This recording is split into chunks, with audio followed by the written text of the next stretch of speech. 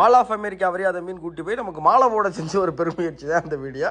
இது அமெரிக்காவில் மிகப்பெரிய மால். நாங்கள் என்னென்னு பார்த்தாக்கா மாலுக்குள்ளே தீம் பார்க் மாதிரி வச்சு அங்கிட்டுமா போய்கிட்டு இருக்காங்க.